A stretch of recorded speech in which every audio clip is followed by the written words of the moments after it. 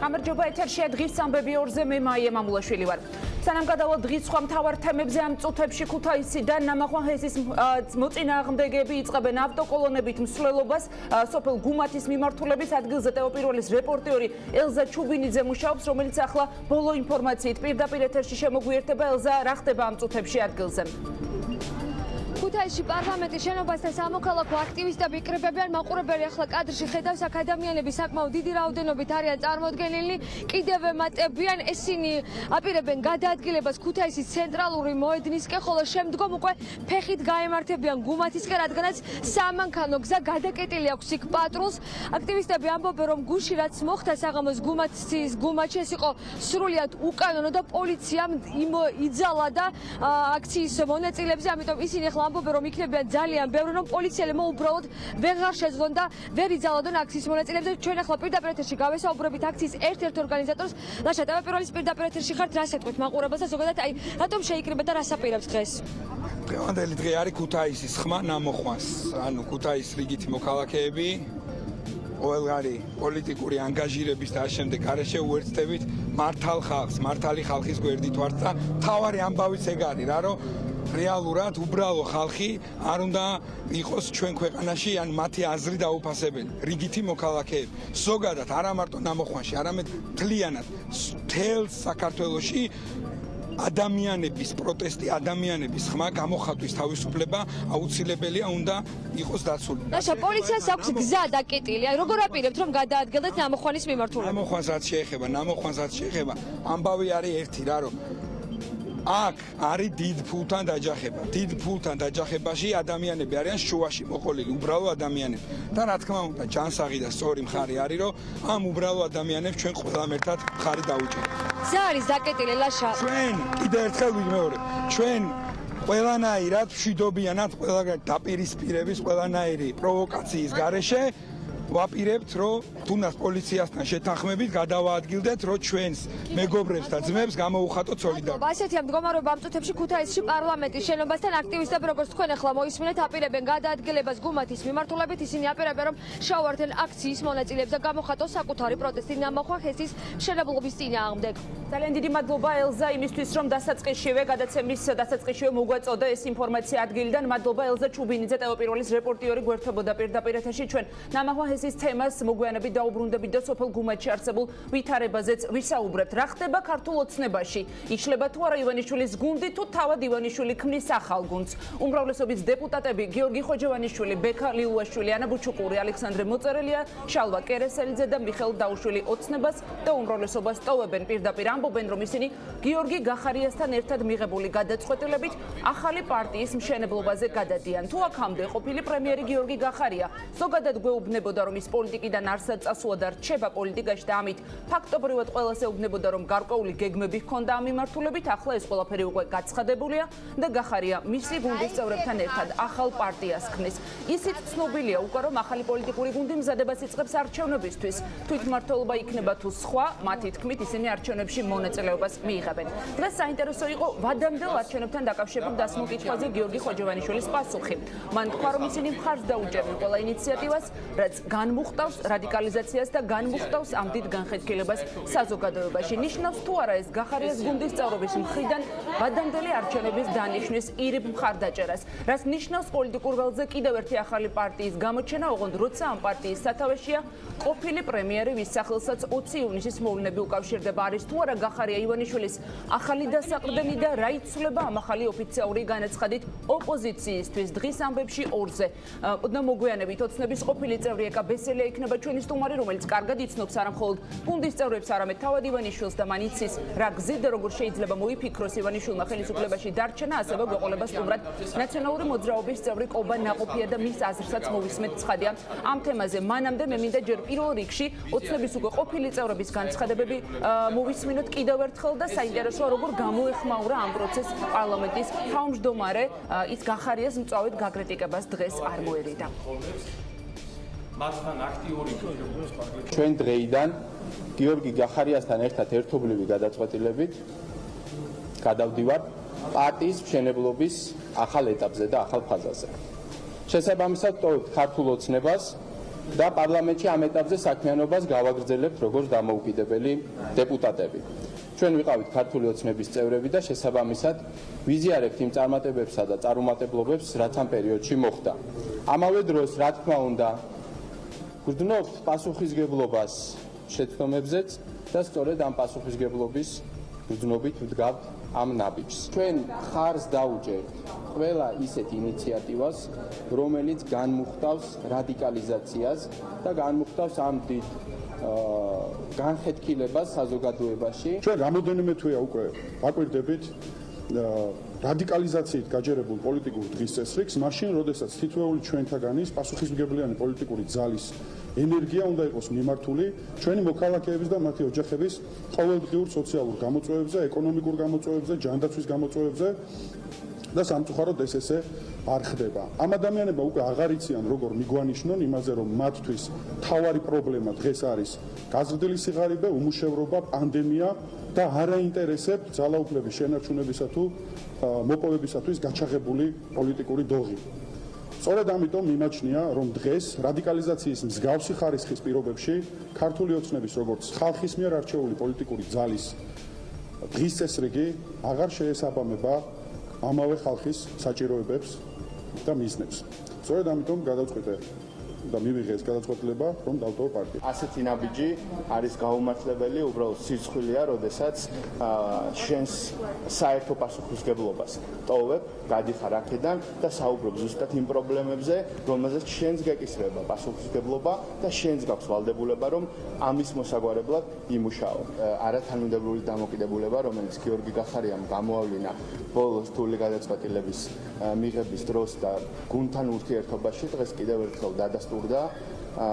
სამწუხაროა, რომ ჩვენმა კოლეგებმა პირადი ურთიერთობები აირჩიეს იმ სახელმწიფო ინტერესების და მიზნების ნაცვლად, პირობის ნაცვლად, რომელიც ჩვენ ერთად მივეცით საზოგადოება.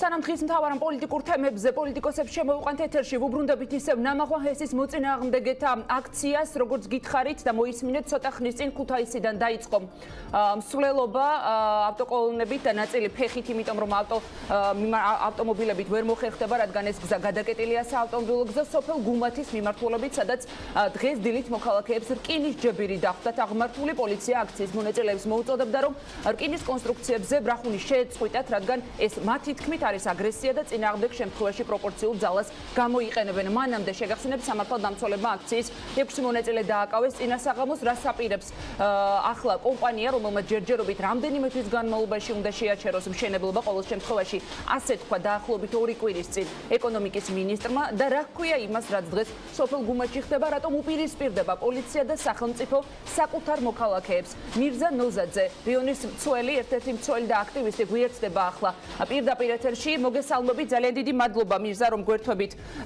ეთერში. მითხარით ახლა ბოლო ინფორმაცია ადგილზე რა სიტუაცია? მე მქონდა ტექსტში, რომ პოლიცია მოგიწოდათ, ასე ვთქვათ, დამშვიდებისკენ შეწყვიტეთ რკინის ჯებირზე ბრახუნი, წინააღმდეგ შემთხვევაში გამოვიყენებთ პროპორციულ ძალას. ანუ ფაქტობრივად დაანონსეს დაშლა, ხო? ანუ დარბევა, არ ვიცი, პროპორციული ძალის გამოყენება. რა ხდება ამ წუთებში ადგილზე, გითხარით?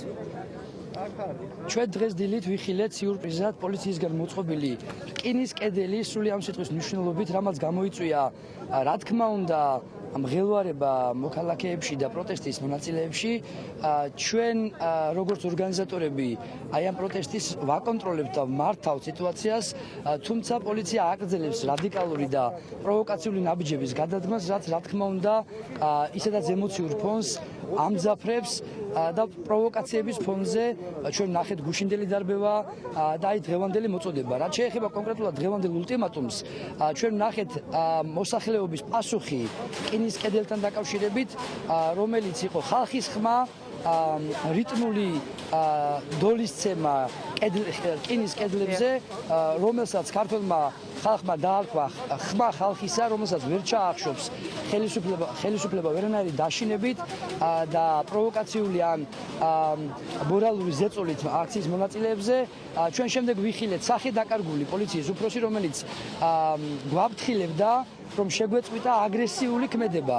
რა თქმა უნდა, ჩვენ ლეგიტიმურად ვკითხეთ, მაგრამ როგორც სხვა კითხვებსაც ლეგიტიმურად ვსვამთ, რომ ბატონო სულხან გავგვიმარტეთ, რაში მდგომარეობს აგრესიული გამოხატულება ჩვენი ამ პროტესტის, ანუ გვაქვს თუ არა უფლება ხელისცემით წარმოქმნათ ხმა, რიტმული ხმა, რომლითაც გამოვხატოთ პროტესტი. თან, როდესაც ყველა აქციის მონაწილე ერთ ხმად და ეს მედიამაც გააშუქა, აფიქსირებდა, რომ ჩვენი პროტესტი იყო მშვიდობიანი, ჩვენ აგრესიულ მოწოდებებს ვემიჯნებოდით და არც იყო აგრესიული მოწოდებები და მოვთხოვეთ სულხანს განემარტა კანონმდებლობით, ან კონსტიტუციით, ან რომელიმე ნორმით ახსნა იმისა, თუ რაში მდგომარეობდა ჩვენი ქმედების აგრესიულობის ინტერპრეტაცია.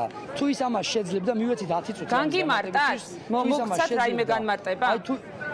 თუ ის ამ განმარტებას შეძლებდა, ჩვენ დავეთანხმეთ, რომ შევწყვეტდით მსგავს ქმედებას, რადგან რა თქმა უნდა ვემიჯნებით ყველა უკანონო ქმედებას არ განგვიმარტა, არც მოსულა და არც შეეცადა შემდგომ კომუნიკაციას. რა თქმა უნდა, ჩვენ რადგან განმარტება ვერ მივიღეთ პოლიციის თანამდებობის პირისგან, რომ ჩვენი ქმედება არ იყო უკანონო, გავაგრძელეთ კანონიერი ქმედება, გავაგრძელეთ რიტმული ხელის დაკვრა რკინის სამარცხვინო კედლებზე, რამაც უპირობოდ გამოიწვია გაღიზიანება და აი ეს ვანდალური ქმედებები პოლიციის გამოვარდნენ პირდაპირ ამ სიტყვის მნიშვნელობით შემდგომი ახსნის ან კომუნიკაციის გარეშე. დაიწყეს ხალხის დატაცება, მოტაცება, დაკავებას ვერ დავარქვევ, იმიტომ რომ ადამიანები ბოლო ინფორმაციით რამდენი ადამიანია კიდევ შეგიძლიათ რომ გითხრათ? დღეს მოხდა კიდევ 3 ადამიანის სამარცხვინო გატაცება პოლიციის უმართავი წევრებისგან. მირზა, რა მინდა იცით? გაუსვა რომ კი ბატონო, დაასრულეთ და შემდეგ გითხავთ. მე მინდა ხაზი გაუსვა რომ გუშინდელ დარბევაში ან ჩვენ ვიცნობთ პოლიციელებს თითქმის ყველას აქ 171 დღეა ჩვენ აი ამ პერმანენტულ აქციაში ვარ ჩართული და ვიცნობთ პოლიციელებს რა თქმა უნდა ძალიან კარგად ჩვენ გუშინ ვიხილეთ გადაცმული პოლიციელები სპეციალურად გამოშვებული დავალებული ადამიანები რომლებსაც ჰქონდათ გადაცმული რას ნიშნავს? პოლიციელები არ არიან მირზა? თუ ვინ არიან ეს ადამიანები? ანუ გადაცმული უფორმო ადამიანები, რომლებიც ცდილობდნენ პროვოკაციების გამოწვევას და შემდეგ მოტაცებას ადამიანებისაც, რომ თავისი როგორც ჩანს დავალებული გეგმა შეესრულებინათ და შეევსოთ მოტაცებული ადამიანის რიგები და ამით ატაკი ჩაებარებინათ თავიანთი ბრძანების მიმცემით. მირზა, რა მინდა იცით გთხოვოთ? კიდევ ერთხელ მინდა ტელემაყურებელს მთავარი მოთხოვნა უთხრათ თქვენი, ანუ ეს არის სამუშაოების შეწყვეტა თუ დროებით შეჩერება სანამ გაერკვევით და სანამ გაგარკვევენ დაუშვათ დეტალურად გაგაცნობენ იგივე გეოლოგიურ დასკვნებს, იგივე ხელშეკრულების პირობებს, ანუ დროებით გინდათ გადადება რომ გაერკვეთ ნამდვილად რამ ხელა საფრთხეს გამოიწვევს დაუშვათ SS-ი თუ არ გამოიწვევს, თუ ეს ისედაც იცით უკვე და თქვენი მთავარი მოთხოვნაა რომ შეწყდეს სამუშაოები. აი ეს კიდევ ერთხელ უთხრათ ტელემაყურებელს. დიახ, თქვენ კითხვის პასუხთან ერთად გამოვეხმიანები გუშინდელ განცხადებებს ქალბატონი ეკონომიკის მინისტრისა, რომელიც ამბობს, რომ თითქოს ჩვენ ვართ არა ნამოხვან ჰეს პროტესტი, ჩვენ არა ვართ არა ნამოხვან ჰეს პროტესტი. დიახ, აი გითხარით ეს კი ძალიან კარგია რომ განგვიმარტოთ.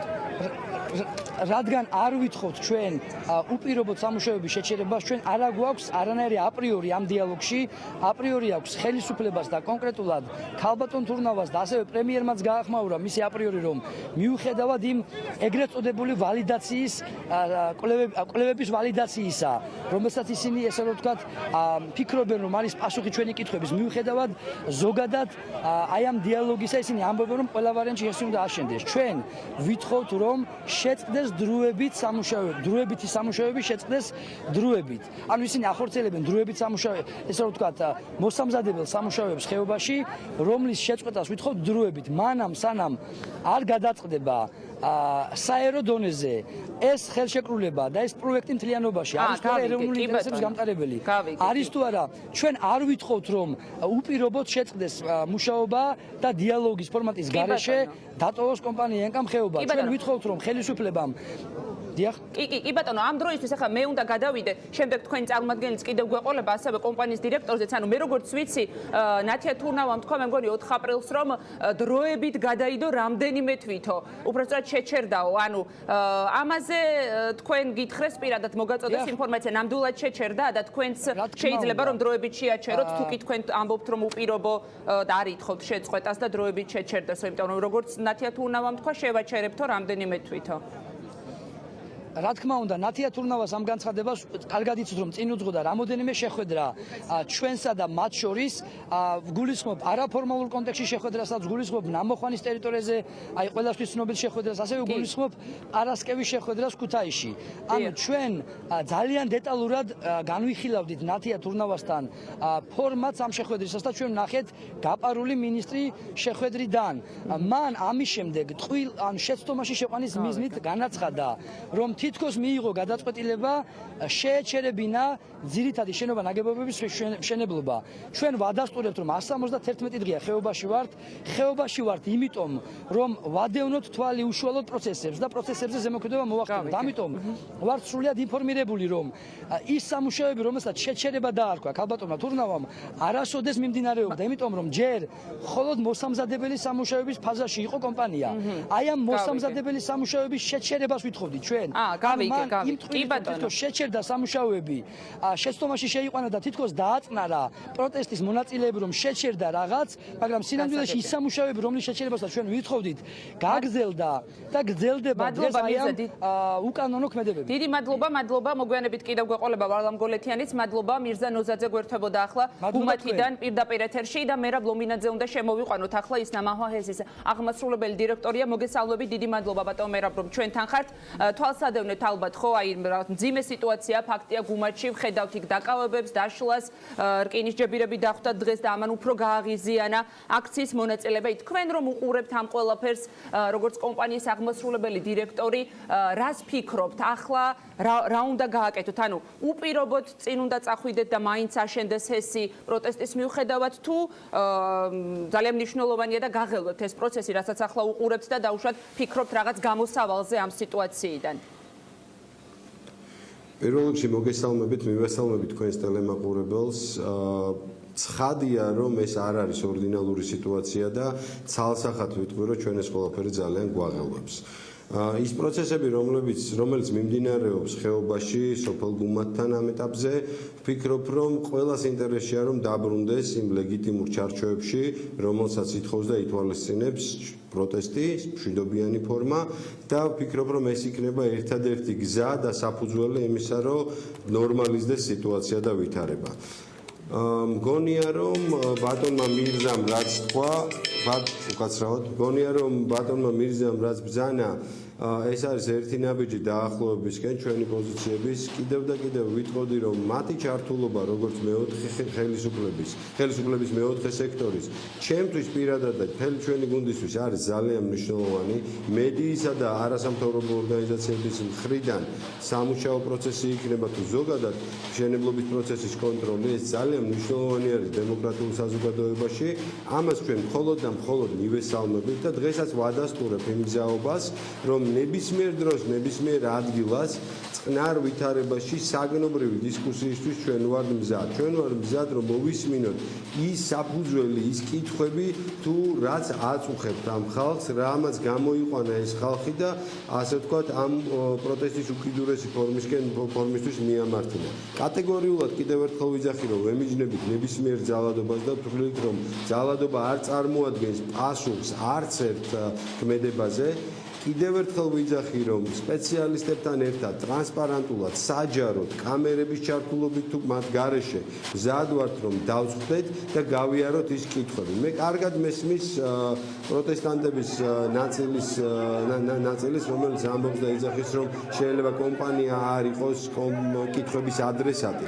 თუმცა კომპანია არის კონტრაქტის მხარე, კომპანია არის პროცესის მხარე და მე ვფიქრობ, რომ პირველ რიგში კომპანიასთან უნდა მოხდეს იმ საკითხების შეჯერება, რომელიც მათ აწუხებთ. კომპანიასაც გააჩნია, მე არაერთგზეს ვახსენე, კომპანიასაც გააჩნია კითხვები საზოგადოებასთან, საზოგადოების ამ ნაწილთან, თუნდაც იმ მიმართულებით, რა ტიპის სოციალური პაკეტი უნდა იყოს წარმოდგენილი ამ პროექტის განხორციელებისას. სად უნდა დაიხარჯოს ის საზოგადოებრივი სიკეთე, რომელიც ამ პროექტს მოაქვს. როგორ უნდა განხორციელდეს მათი პასუხებიც გინდათ, აი მე მინდა კითხოთ, უბრალოდ მივიღოთ თქვენგან ინფორმაცია, ბევრჯერ გითქვამთ, არა მხოლოდ დღეს ამბობთ, რომ შეხვედრისთვისაც მზად ხართ, გინდ საჯაროდ, გინდ დაუშვათ პერსონალურად, რომ მათაც აუხსნათ ყველაფერი და აი ახლა თქვით, რომ მათგანაც მოვისმინოთ კითხვებზე პასუხიო. ანუ რა უშლის ხელს ამ შეხვედრებს? ანუ აი პირდაპირ მითხარით, ვინმესთან თქვენ თავად გქონდათ კომუნიკაცია, რომ მოდი ხალხო აი ამა და ამ ადგილზე, ამა და ამ დროს შევხვდეთ. აი ძალიან ისე მარტივად ვამბობ, აი როგორც რიგით მოქალაქეს მაქვს კითხვა. ანუ იყო ასეთი ტიპის კომუნიკაცია, უარი მიიღეთ? თუ აი რა ხდება ამ მე ვარლამთან მქონდა. დიახ, კი ბატონო, გისმენთ. მე ვარლამთან მქონდა ეს შეთავაზება პირველივე დღეს, როდესაც ჩავედი, შემდგომ უკვე არაერთხელ საჯაროდ გამოვთქვი ეს სურვილი. და ვფიქრობ, რომ ეს აუცილებელია. რა არის საწინდარი იმისთვის, რომ სიტუაცია დაწყნარდეს? მე მიმაჩნია, რომ სიტუაციას პოლიტიზირება არ უნდა მოხდეს არც ერთ შემთხვევაში. ყოველ შემთხვევაში ხედავთ ამის ნიშნებს, რომ პოლიტიზირება ხდება თუ ვითარებაში, რომ იცით რა არის საშიშროება იმაში, მე დარწმუნებული ვარ იმაში, რომ ის ხალხი, რომელიც დღეს ქუჩაში დგას, უმეტესი წილი მათთაგანი არიან გულანთებული სამშობლოს შვილები, რომლებიც შეცდომაში არიან შეყვანილი, რომელთაც არა უხსნეს თუ რა მნიშვნელობა აქვს ამ ჰეს ჩვენი ქვეყნისთვის, ამ პროექტს ჩვენი ქვეყნისთვის, რა სიკეთეები შეუძლია რომ მოიტანოს ამ პროექტმა და ამიტომაც ისინი გამოხატავენ ამ პროცესს. მე ვთვლი, რომ ეს დაძაბულობა უნდა მოიხსნას იმ კითხვებზე, რომელიც მათ აქვთ. მე ვთვლი, რომ პირველ რიგში ჩვენ და ჩვენმა კომპეტენტურმა გუნდმა უნდა გასცეს პასუხი და თუ კი ამ შემთხვევაში არ მოხდება მათი ასე ვთქვათ კითხვების დაკმაყოფილება, მაშინ უკვე მათ რაც ხადია, რომ შეეძლებათ რომ განაგზონ ის პროტესტი, ამის შეწყვეტის საფუძველი არც არ არსებობს. აი რა ტიპის კომუნიკაცია გქონდათ? არ წამოვიდა, არ მოგისმინათ, ანუ აი რაზეც ახლა თქვენ საუბრობთ, მე მესმის ახლა თქვენ თქვით, რომ სწორად ახსნაზე არის, ანუ აქ ხედავთ თქვენ როგორც ჩანს ინფორმაციის მიწოდებაში პრობლემას. ზოგადად ეხლა მე ამაზე ჩემს მეგობრებთანაც მისაუბრია, ვაქცინაცია მახსენდება ხოლმე, იქაც არის ხო ცუდი შემთხვევები და აი სარგებელსა და დაუშვათ შესაძლო საფრთხეებს შორის როგორია, რამხელა განსხვავებაა და რომელი წონის ამის მიხედვით წყდება დაუშვათ საკითხი. ესეც ამ შემთხვევაში ალბათ ასე უნდა იყოს, ხო? ერთ მხარე შეიძლება იყოს სარგებელი, რაზეც თქვენ საუბრობთ და მეორე მხარე შეიძლება იყოს საფრთხეები, რაზეც საუბრობენ აქციის მონაწილეები. თქვენ პირადად, ანუ ვარლამთან რომ კომუნიკაცია გქონდათ, მერე რა მოხდა? ანუ დაუმტკიცეთ თუ ვერ დაუმტკიცეთ, რომ სარგებელი უფრო მეტი აქვს და ხალხ შეუძლია მშვიდად იყოს და დაუშვათ საფრთხე არ ემუქრებათ, თუ რა მოხდა? სამწუხაროდ არც ვარლამი და არც სხვა პროტესტის გამომთქველი ადამიანი არ დამთანხმდა იმას, რომ ჩვენ დამხვდარიყავით და მე მათთვის წარმომედგინა ეს ინფორმაცია ჯერჯერობით. უარი მიიღეთ მათგან? თუნდაც უარი მივიღე და მე მგონია, რომ ეს ასე ვთქვათ პოლიტიკური ტემპერატურის ბრალი უფრო იყო ვიდრე სხვა რამე. აი რატო პოლიტიკა ორჯერ ახსენეს და მითხარით აქ სად ხედავთ, ან ვისი მხრიდან ხედავთ, თუ კი შეგიძლიათ რომ მითხრათ ცხადია, აი რა პოლიტიკურ ნიშნებს, რა პოლიტიზირებას აი ამაზე. მე გეტყვით ერთ რამეს, როდესაც პროექტის მიმართ ჩნდება კითხვები და როდესაც არის რომელიმე მხარე ჩართული ამ პროექტში და ის მზაობას გამოთქვამს, რომ ამ კითხვებზე პასუხი გასცეს, მაგრამ კითხვების ავტორი არ არის თანახმა, რომ მოისმინოს ეს პასუხები, მაშინ მე არ ვიცი რაზე უნდა მქონდეს საუბარი, თუ არა სხვა პოლიტიკურ დღის წესრიგზე იქნება თუ სხვა ანუ ეჭვი გაქვთ რომ რაღაც გეგმაზე. ბატონ მერაბ, მე შემდეგ მეყოლება ასევე ვარლამიც, ან არ ვიცი, თქვენ თუ გნებავთ დავასრულებ თქვენთან, თუ გნებავთ დარჩით ეთერში, ანუ უბრალოდ თქვენ როგორც გნებავთ ისა გადაწყვეტეთ, თუ გნებავთ მოусმინეთ და უპასუხეთ თუ კი რაიმე პასუხი გაცემის სურვილი გექნებათ. თუ გნებავთ და დავასრულებ თქვენთან როგორც დავრჩები. კი ბატონო. თქვენის ნებართვით დავრჩები ეთერში და კიდევ ერთხელ მინდა რომ მას პირადადაც უთხრა და ღია ეთერითაც უთხრა, რომ მე მზად ვარ ნებისმიერ დროს, ნებისმიერ ადგილას აბსოლუტურად ეს სულ ერთი არის კონსტრუქციული დიალოგისთვის, არა იმიტომ რომ მე ვინმესთან ვარ მოლაპარაკების მხარე, არამედ იმიტომ რომ ამ ადამიანმა მიიღოს უფრო დეტალური ინფორმაცია ჯეროვნად და სრულფასოვნად. კარგით, აი ვარლამ გოლეთიანიც არის ახლა კადრში, ხედავს ტელემაყურებელი და მას მინდა დაუსვა ვარლამ, გამარჯობა, მადლობა რომ ჩვენი სტუმარი ხართ. თქვენ გესმოდათ ალბათ ბატონ მერაბის განცხადება, რომ თქვენს გეკონტაქტათ, მაგრამ არ მოდიან ისინი, უბრალოდ რომ დავსხდეთ და ვისაუბროთო. რას უპასუხებთ, მითხარით, ანუ უარი უთხარით, უბრალოდ მოისმინეთ და არ მოგეწონათ, რა შეგიძლიათ თქვენ ამაზე გითხრათ? დიახ. ну მოკლედ არაერთ გზის განუმარტეთ პირადად ბატონ მერაბსაც და ყოველდღიურად ვიმეორებთ ყოველდღიურ რეჟიმში უკვე რომ ის არ გახლავთ ადრესატი ჩვენი კითხვების არაერთ გზის დავაფიქსირეთ ამასთან დაკავშირებით ჩვენი მოსაზრება და აქვე მინდა ვთქვა რომ უკიდურეს დილეტანტის ამჟღავნებს ბატონი მერაბი საკითხების ცოდნაში იმიტომ რომ ჩვენ დიდი ხანია ამ პროტესტში ჩართული ვართ, ანუ უბრალოდ მოვყვებით თავიდან მთელ ამ ბრძოლის ნაწილი ვართ თავიდანვე, ის ეხლახან შემოუერთდა ამ ამბავს და არც საკითხის ისტორია ესმის, არც ჩვენი პროტესტის საგანი ესმის პრინციპში შემიძლია გითხრათ. და არ ვიცი რატომ გამოყავს ისე რომ თითქოს ერთადერთ მხარეთ ტოვებს ახლა თავის თავს რომელსაც უნდა ვესაუბრებოდეთ ჩვენთვის ცოტა არ იყოს ეს გაუგებარია აქვე მინდა გითხრათ რომ დღის წესრიგი რომელიც შეთანხმებული იყო მინისტრებთან გულისხმობდა იმას რომ პირველად უნდა განგვიხილა მიწის საკითხი და ხელშეკრულების საკითხი და შემდეგ გადავსულიყავით გარემოს დაცვით საკითხებზე თქვენ იცით რომ აღნიშნული შეხვედრიდან თავად მინისტრი გაიპარა და ვეღარ მოხერხდა რომ დაგვესვა ყველა ეს კრიტიკული კითხვა აქედან გამომდინარე მინდა გითხრათ რომ არც მიწის და არც ხელშეკრულების სხვა დეტალების შესახებ არ შეუძლია პასუხი გაგცეს ბატონმა მერაბმა, იმიტომ რომ კომპეტენციურად არ ეხება მას ეს საკითხები. ანუ მისი ბრალი არ არის, არ მიიღოს თავის თავზე რომ თითქოს რამე ვერჩით, უბრალოდ ეს არის, ესე ვთქვათ, რეალობა, რომ მას ვერ ექნება ფიზიკურად პასუხი იმ კითხვებზე, იმიტომ რომ ვინც არის ხელის მომწერი და შემდგენელი აი ამ დოკუმენტის ჩვენ გვაქვს ამ ხალხთან კითხვები პასუხისმგებლობით ნაწილში ვინც ხელი მოაწერა და გადაწყვეტილების მიმღებებთან არც შემდგენელი არ არის ბატონი მერაბი ამ დოკუმენტის არც გადაწყვეტილების მიმღები არ არის და არც პასუხისმგებელი პირი არ არის და თუ კი გადავიდოდით შემდეგ გარემოს დაცვით საკითხებზე ამ შემთხვევაში კითხვები გვექნებოდა რა თქმა უნდა გარემოს დაცვის სამინისტროს წარმომადგენლებთან და იქ შესაძლებლობა ექნებოდა ბატონ მერაბსაც რომ დასწრებოდა ამ შეხვედრას და გასაგებია მე გავიგე ძალიან მარტივად რაიმე კითხვები გადავიდოდით მასთანაც კითხვები. კი ბატონო მერაბ თქვენ თუ გნებავთ პასუხი გასცეთ მე გავიგე ძალიან მარტივად რაზეც საუბრობს ახლა ბატონი ვარლამი ანუ რაში ყოფილა საქმე და კონკრეტულად რა საკითხებზე და ვისთან სურთ საუბარი ამაზე თქვენ რა პასუხი გაქვთ მე ძალიან მარტივი პასუხი მაქვს ვარლამისთვის. ვარლამს არ ქონია ჩემთან საუბარი და შესაბამისად ძალიან გაუჭირდება იმ კომპეტენციაზე კომენტარის გაკეთება, რომელიც როგორ არ ქონია საუბარი, მერაბ, ვარლამ გისმენდით და ძალიან დიდი თხოვნა მაქვს რომ მეც მომისმინოთ. მე მგონი მოსმენა არაფერი უდგას წინ, ისევე როგორც შეხვედრას და მე თქვენ მეორე რამეს შემოგთავაზებთ. მე შემოგთავაზებთ ესეთ რაღაცას. მოდით შევხვდეთ და ეგება მე ისეთი ინფორმაცია მოგაწოდოთ, რომ თქვენი კითხვები კიდევ უფრო მწვავე გახდეს, კიდევ უფრო გაბევრდეს და კიდევ ახალი მოთხოვნა შეიძლება დაემატოს. ამას რა უდგას წინ ორი ადამიანის შეხვედრას? არაფერი უდგას. მე ესე უყურებ და მე ესე მგონია. მე მგონია რომ დარწმუნებული ვარ, აი აბსოლუტურად გულღიად გეუბნები ამას, დარწმუნებული ვარ შენს გულწრფელობაში, დარწმუნებული ვარ შენს мотиваციაში. მაგრამ ეგება მე რაღაცა ისეთი გითხრა და ეგება ისეთი ინფორმაცია მოგაწოდო, რომელიც შენთვის საინტერესო იყოს, რომელიც შენ წაგადგეს კიდევ უფრო შენი ბრძოლის აქტივაციაში. ანუ მოდი ესე ვთქვათ, იმ შეხვედრას წინ არაფერი არ უნდა мотиваცია აღჭირდება საკმაოდ. მე ესე მგონია, მე შენ დებატებში არ გიწვევ, ერთი წუთი. ვარლამ გისმენდი და მოდი ძალიან გთხოვ, მეც მომისმინე. მე შენ გისმენდი და მეც მომისმინე. მე შენ არ გიწვევ დებატებში. მე შენ გიწვევ შეხვედრაში და გთხოვ რომ შევხვდეთ.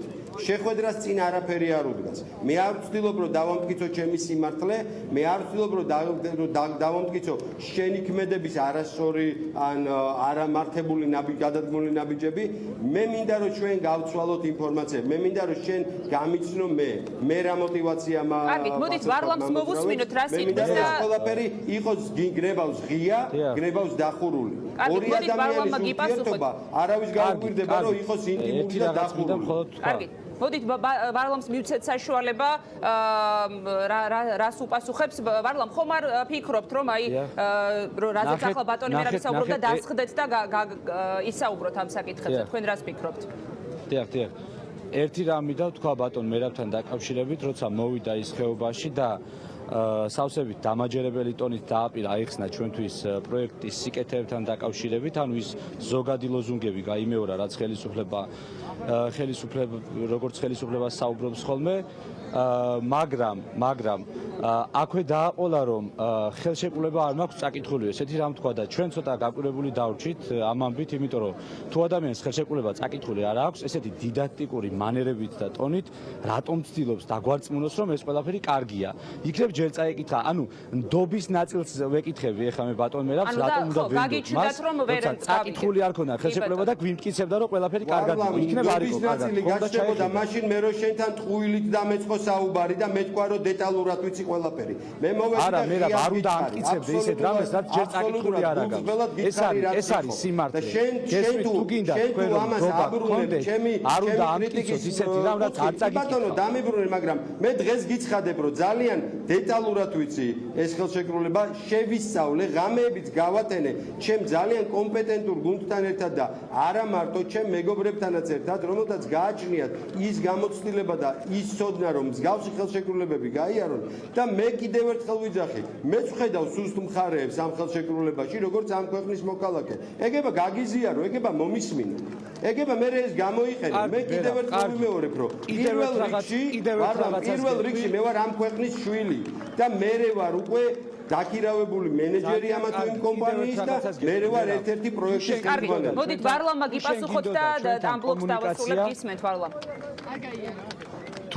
თუ მერაბს უნდოდა ჩვენთან კომუნიკაცია და მას გულწრფელი სურვილი ქონდა ამის ეხა როგორც თქვენს ეთერში ამბობს რატომ მოყვა რობოკოპი თან ზურგს უკან და მისი მოსვლის შემდეგ რატომ ხდება ისე რომ რეპრესიული მეთოდებით გვისწორდება ხელისუფლება ხეობაში. ყოველდღე გვარბევენ, ყოველდღე იჭერენ ჩვენს თანამებრძოლებს. ეს არის სურვილი და გამოხატულება იმისა, რომ მას დიალოგი უნდა ჩვენთან და გულწრფელი სურვილია კომუნიკაციის. მე რომ ყოფილიყავი თქვენს ადგილზე, გაცილებით უფრო ღრმად შევყვებოდია ამ პროცესებს ადამიანურ პლანში ვგულისხმობ და მართლა დავინტერესდებოდი წუხილით, მაგრამ თქვენ კარგად იცით, რომ არანაირი არგუმენტი არ გაგაჩნიათ ამ პროცესში და თან პარალელურად მოყვებიან რობოკოპები, წყლის ჭავლის მანქანები და ესე იზღვევთ ხოლმე თავს, შემდეგ წახვალთ და ისინი დაგვერევიან ჩვენ. ეს არის რეალურად თქვენი სახე. ამას მთელი საზოგადოება და აქ შეკრებილი ადამიანები ხედავენ. ამიტომ გთხოვთ, როცა რაღაცას ამბობთ, უნდა გქონდეთ ამისი მორალური უფლება და თქვენ ამის მორალური უფლება არ გაქვთ, იმიტომ რომ ჩვენს წინ გუშინ საღამოსაც და დღესაც გვარბევს აქ პოლიცია და იჭერენ ჩვენს თანამებრძოლებს. ამიტომ გადახედეთ თქვენ ყოველდღიურობას და იქედან გამოდით და ამის შემდეგ ისაუბრეთ ისე როგორც საუბრობთ. კარგით, იმედი მაქვს რომ არ ვიცი, შედგება კომენტარი ისმენთ მერაბ და უნდა დავასრულოთ. კი ბატონო. გეუბნები რომ მე შენთან მოვედი მარტო, შენ არიყავი იმ მომენტში ხეობაში, დაგელოდე და შენგან უარი მივიღე მე შეხვედრაზე საუბარზე. 300 პოლიციელი გიდგა ზურგს უკან. ამის და მიუხედავად, დღესაც გეუბნები, რომ შენ თუ გაგ მძაობა, რომ მე ჩამოვიდე, შენ მხარეს დავდგე ბარიკადებზე. და შენ მე და შენ ვისაუბრო. მე მზადვარ რომ ეხლა ჩამოვიდე და მზადვარ რომ ახლავე ჩამოვიდეო, რომ ჩამოვიდეს ვარლამ რამე პრობლემაა, ანუ აი ადგილზე მზადვარ ახლავე ჩამოვიდეო. არავით არის, რა პრობლემა შეგვიძლია. კარგით, ბატონო მერაბ. კარგით, ნახოთ.